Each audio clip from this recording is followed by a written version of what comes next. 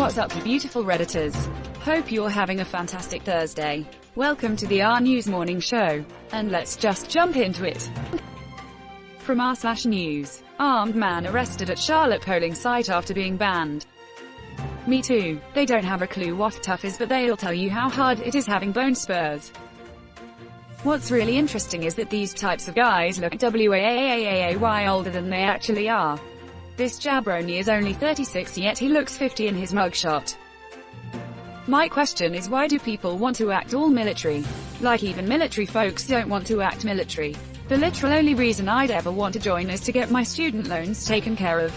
Of course, my asthmatic butt decided to just take out the loans. Feels good to turn down recruiters now that they actually want me and I can make way more money. Thank you for your subservience. Why do these losers always look the same? So I'm a veteran and I ride my loud butt Harley. Have sleeves, and a long beard with a shaved head. Only wear cowboy boots, jeans, and a t-shirt. I get confused as the far-right type all the time. It's funny, because I wanted Bernie 2020. This is one of those stories where I knew exactly what he'd look like before I clicked the link.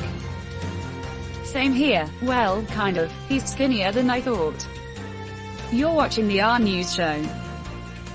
From r/World News. UN actively passing names of Uighur dissidents to Chinese regime, whistleblower. Reminder that the UNHRC on October 13, 2020, elected Bolivia, China, Côte d'Ivoire, Cuba, France, Gabon, Malawi, Mexico, Nepal, Pakistan, Russia, Senegal, Ukraine, United Kingdom and Uzbekistan to the council. I'm going to copy my comment from higher up in the thread. So if you've already seen it, my apologies. I cannot find any credible news organizations who have picked up this story. The most credible sources are a right-wing, pro-Israel lobby called UN Watch and Fox News. I'm not saying there is no substance here, but Emma Riley has apparently been making these claims since 2013 and first spoke to the press in 2019, and no other investigative journalist has covered it so far, that I could find. The UK tabloid The Daily Express covered it though. I'm going to continue to be outraged about China's genocide. Write to my Congress people, and critique any UN frick-ups.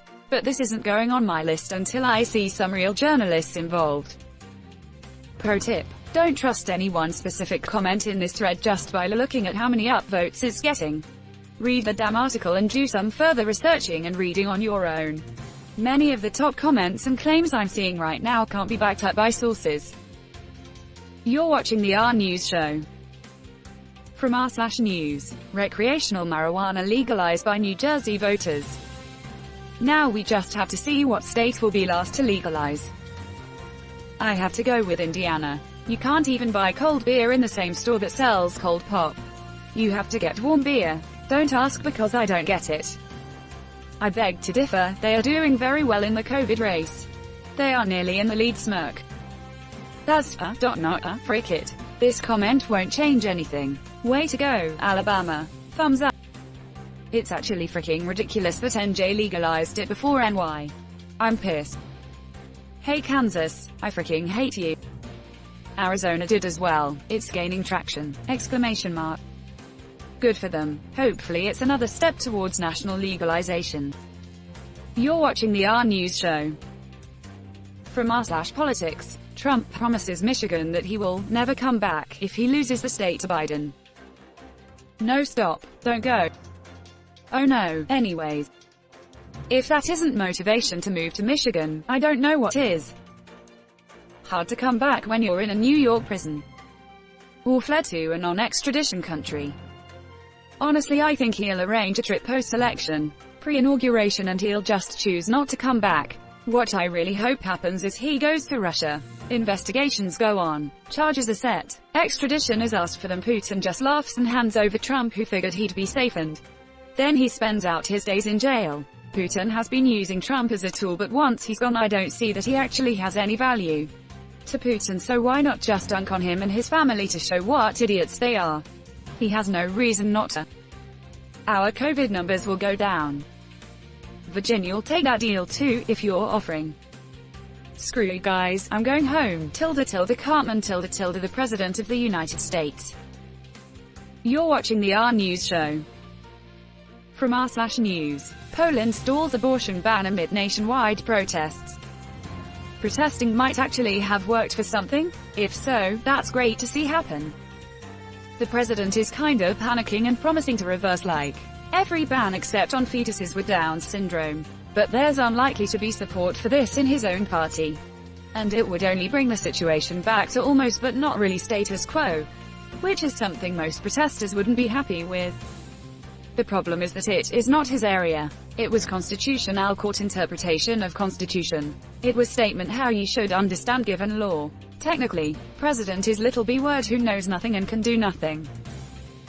Do people, who for whatever reason are against abortion, think women will all of a sudden stop seeking out abortion providers if you ban it?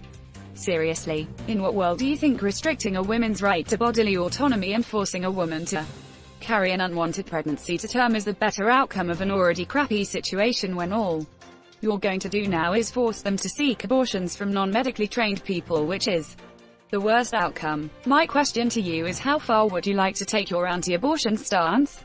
Do you want women to have to submit results to purchase pregnancy tests so you guys monitor them? Do you want to investigate miscarriages to make sure it was actually a miscarriage and not an abortion? You're watching the RNEWS show. From r/politics, Trump's GOP worked harder to stop people from voting than they did to stop COVID-19 from spreading. Former Republican here. I haven't been for some time, but I've never changed my registration. I really don't see a need to. My mail-in ballot was requested at the very last minute and I received it without issue 3 days later. Not sure if the two are related, but I've been thinking about it quite a bit. Also, this is the first time in my 6 presidential elections I voted straight Democrat. Vote them out, then hold your representatives accountable for their actions. So register Republican to ensure your voting rights, and frick with gerrymandering, and then vote Democrat. Brilliant. That's the way to ensure the next 10-year recovery from Trump. Former Republican. I've been independent for the last decade. This is the first election I voted straight Democrat as well. And they'll likely will for the foreseeable future. And FTR, I never voted for Trump. Same here. It's hard to maintain a sense of humanity and suppress a real desire to wish harm. This is my struggle, but so far I've maintained that humanity side. It's not easy though. This is something I've said since March. Trump could have easily skated into another term if he'd met the virus head on and let science take control. Instead, his narcissistic megalomania got the best of him. Vote out all Republicans. And that's where we're going to end today's show. But if you like what you saw, leave a like, and if you want to see more of the RNEWS show, hit that subscribe button. As always, this has been the RNEWS show and I'll see you tomorrow.